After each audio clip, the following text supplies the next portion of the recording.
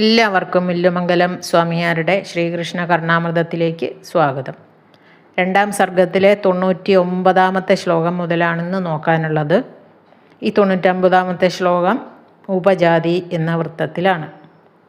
ഇന്ന് ഭഗവാനോടൊരു ചോദ്യം ചോദിക്കുകയാണ് വില്ലുമംഗലം. എന്താണെന്ന് നോക്കാം അല്ലേ. ത്വയി പ്രസന്നേ മയി കിം ഗുണേന ത്വയ്യപ്രസന്നേ മയി കിം ഗുണേന രക്തേ വിരക്തേ ച വരേ വധൂനാം നിരർത്ഥകഃ കുങ്കുമപത്രഭംഗ. പ്രസന്നനായാൽ ഗുണമെന്തിനാണ് അപ്രസന്നനായിടിലും അപ്രകാരം കാന്തൻ വിരക്തൻ പ്രിയനേതുമാം സ്ത്രീജനത്തിനെന്തിനു വിഭൂഷയെല്ലാം. ഭഗവാനോടൊരു ചോദ്യമാണ്. ഭഗവാനെ, അവിടുത്തെ അനുഗ്രഹം ഉണ്ടെങ്കിൽ എനിക്കെന്തിനാണ് ഗുണങ്ങൾ? ആ ഗുണങ്ങൾ കൊണ്ട് എനിക്ക് ആ ഗുണങ്ങളെ കൊണ്ട് എനിക്കൊരാവശ്യമില്ല. ആ ഗുണങ്ങൾ ഉണ്ടായത് കൊണ്ട് എനിക്കൊരാവശ്യമില്ല. ഭഗവാന്റെ പ്രസാദം ഉണ്ടെങ്കിൽ, ഭഗവാൻ എൻ്റെ നേരെ പ്രസാദിക്കുകയാണെങ്കിൽ ഈ ശമതമാദികളായിട്ടുള്ള ഗുണങ്ങളൊക്കെ ഉണ്ടല്ലോ, അതുപോലെയുള്ള ഗുണങ്ങളൊക്കെ സമ്പാദിച്ചത് കൊണ്ട് എന്താ കാര്യം? അതിൻ്റെ ഒരു കാര്യമില്ല ഭഗവാന്റെ പ്രസാദം ഉണ്ടെങ്കിൽ എന്ന് ചുരുക്കം.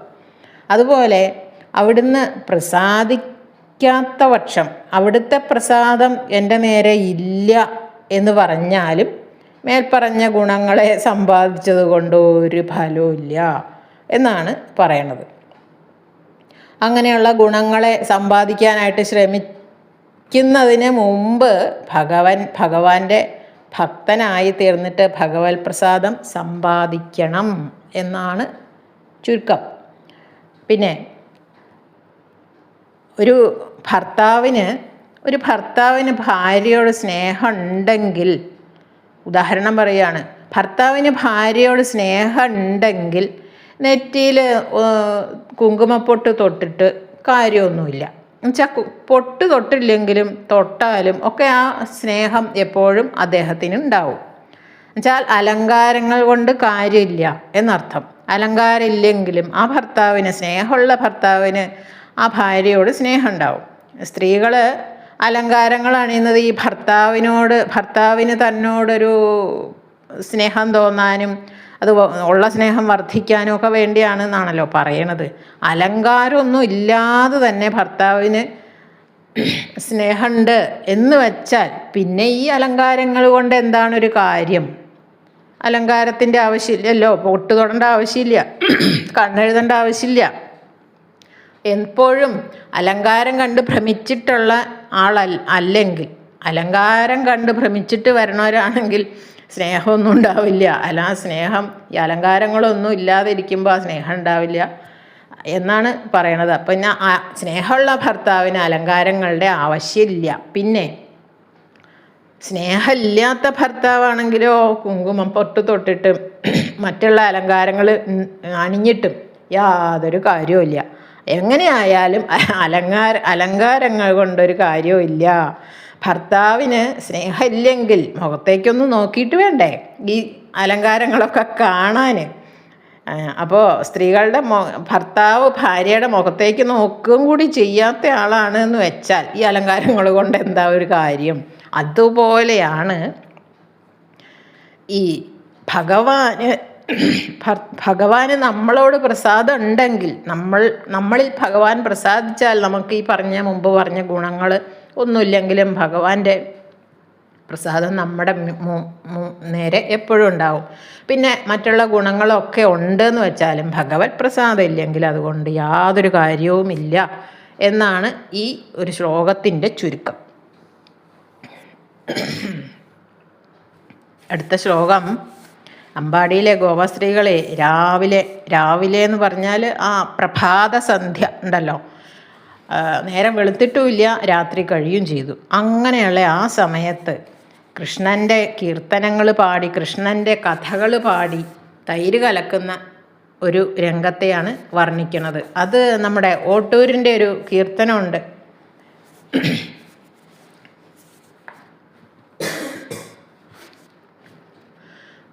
പ്രത്യൂഷസിലുദ്ധിതരായി കൈ കഴുകി ഭദ്രദീപം കത്തിച്ചൂടൻ കട്ടത്തയിർ കടഞ്ഞിടുമ്പോൾ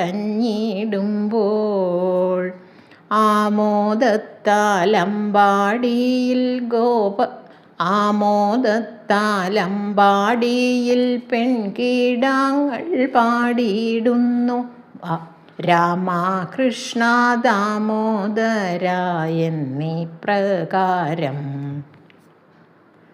ബാലസൂര്യരശ്മിജാലമൊത്ത പൊന്നിൻ ചൂലുകൊണ്ടു കാലത്തണി മുറ്റമെല്ലാം അടിച്ചിടുമ്പോൾ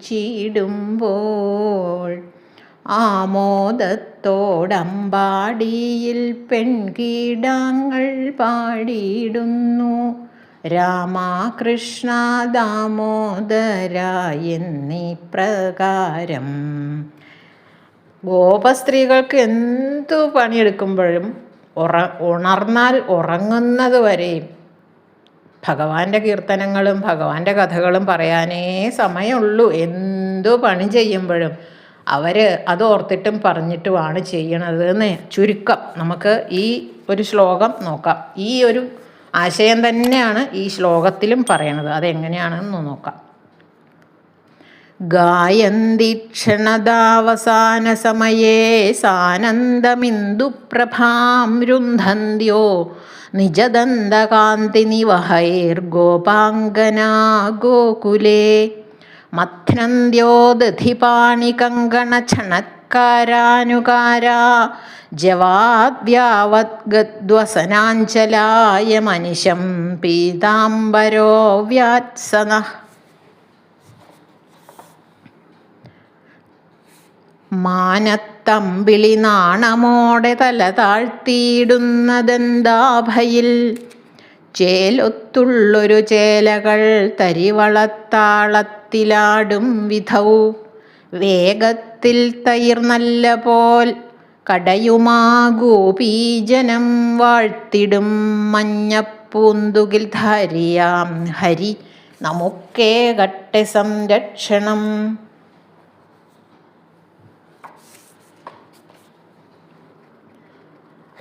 ഇതിൽ പറഞ്ഞിരിക്കുന്നത് അമ്പിളി പോലും നാണിച്ചു പോകുന്നത് പോലെയുള്ള ദന്തകാന്തി എന്നാണ്.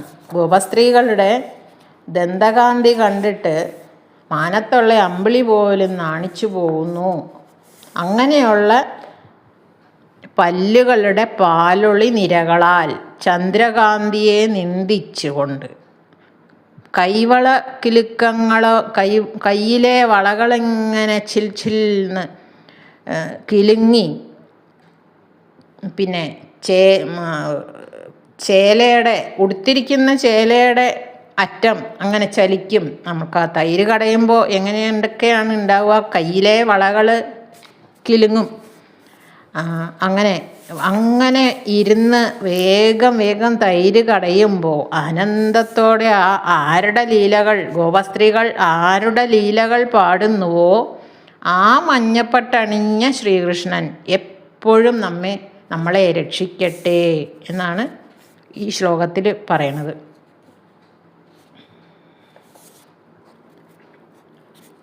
അവരുടെ ദന്തകാന്തി കൊണ്ട് തൂനിലാവിനെ തോൽപ്പിക്കും എന്ന് വേറൊരു വ്യാഖ്യാനം കാണുന്നുണ്ട്.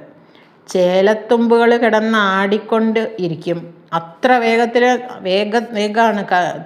ഇപ്പോഴത്തെ പോലെ മിക്സിയിലൊന്നും അല്ലല്ലോ പണ്ട് തൈര് കലക്കിയിരുന്നത്. കയറ് കൂട്ടിപ്പിടിച്ച് 2 കൈ കൊണ്ടും വലിച്ചു കറക്കും, അല്ലേ, കലക്കും. തൈര് ഭരണിയിൽ അടച്ച് പിടിച്ചിട്ട് തൈര് കലക്കും. 2 കൈ കൊണ്ടും വേഗത്തിൽ അങ്ങനെ കലക്കിയാലേ തൈരിൽ വെണ്ണ കൂടുള്ളൂ, അല്ലേ. അങ്ങനെ തൈര് കലക്കിക്കൊണ്ടിരിക്കുമ്പോൾ ഈ ഗോപ യുവതികൾ ആരുടെ പാട്ടാണ് പാടുന്നത്, ആരുടെ കീർത്തനങ്ങളാണ് പാടുന്നത്? ആ പുണ്യപുരുഷൻ നമ്മളെ രക്ഷിക്കട്ടെ എന്നാണ് ഈ ശ്ലോകത്തിൽ പറയണത്. ഒരു ശ്ലോകം കൂടി നോക്കാം. അംസാലംബിതവാമകുണ്ടലഭരം മന്ദോന്നത ഭ്രൂലതം കിഞ്ചിൽ കുഞ്ചിത കോമളാധരപുടം സാചിപ്രചാരേക്ഷണം ആലോലാങ്കുലി പല്ലവൈർമുരളികാമാപൂരയന്തം മുദാ മൂലേ കൽപ്പതരോസ്ത്രിഭംഗിലളിതം ജാനേ ജഗന്മോഹനം. തോളിൽ തട്ടുമിടത്തു കുണ്ടലമുടേ അല്പം ചെരിഞ്ഞൊന്നിരുന്നൽപ്പം ചുണ്ടു വിടർത്തി ചില്ലിയുഗളം മെല്ലേയുയർത്തി മുദാ ആലോലം മിഴിയോടെ തൻ വിരലിനാൽ നാദം വിടർത്തി സദാ കാൺമൂ കൽപ്പകവൃക്ഷമൂലെ നിറവായി സാക്ഷാൽ ജഗന്മോഹനൻ. കിഞ്ചിൽ കുഞ്ചിത കോമളാധരപുടം, ആ കോമളമായ ചുണ്ടുകൾ കുറച്ച് ചുളിച്ചു പിടിച്ച് തോളിലേക്ക് തൂങ്ങിക്കിടക്കുന്ന ഇടത്ത് കാതിലെ കുണ്ടലം, അപ്പോൾ ഇടത്തോട്ട് ചെരിച്ചാണ് തല പിടിച്ചിരിക്കുന്നതെന്നർത്ഥം. പിന്നെ പുരികക്കൊടികൾ കുറച്ചിങ്ങനെ ഉയർന്നു നിൽക്കുന്നുണ്ട്. കണ്ണുകൾ വിലങ്ങനെ നീങ്ങുന്നു. അത് പണ്ട് പറഞ്ഞിട്ടുണ്ട്, കണ്ണുകൾ ഊഞ്ഞാല് പോലെയാണ് എന്ന് പണ്ടൊരു ശ്ലോകത്തിൽ പറഞ്ഞിട്ടുണ്ട് അല്ലേ. പിന്നെ ആ തളിരുപോലെയുള്ള വിരൽ ഇളകുന്നു ഓടക്കുഴലിൽ. പിന്നെ സന്തോഷത്തോടെ അങ്ങനെ നിന്നിട്ട് ഓടക്കുഴൽ വായിക്കുകയാണ്. ഇങ്ങനെ കൽപ്പവൃക്ഷത്തിൻ്റെ ചുവട്ടിൽ 3 വളവോടെ നിൽക്കുന്ന എന്നാണ്. അങ്ങനെ ചെരിഞ്ഞ് അങ്ങനെ നിൽക്കുമ്പോൾ 3 വളവുണ്ടാവും എന്നാണ് പറയണത്. 3 വളവോടെ ഭംഗിയിൽ നിൽക്കുന്ന ഈ ശ്രീകൃഷ്ണനെ അല്ലെങ്കിൽ ലോകൈക സുന്ദരനെ ഞാൻ അറിയുന്നു, അല്ലെങ്കിൽ ആ ഭഗവാനെ അങ്ങനെ ആ രൂപത്തിലുള്ള ഭഗവാനെ ഞാൻ ധ്യാനിച്ചുകൊണ്ടേയിരിക്കുന്നു എന്നാണ് ഈ ശ്ലോകത്തിൽ വില്വമംഗലം പറയണത്. നമുക്കും ആ ഒരു രൂപം മനസ്സിൽ ധ്യാനിച്ചുകൊണ്ടേയിരിക്കാം അല്ലേ. അടുത്ത ശ്ലോകങ്ങൾ നമുക്ക് അടുത്ത തവണ നോക്കാം. എല്ലാവർക്കും നന്ദി, നമസ്കാരം.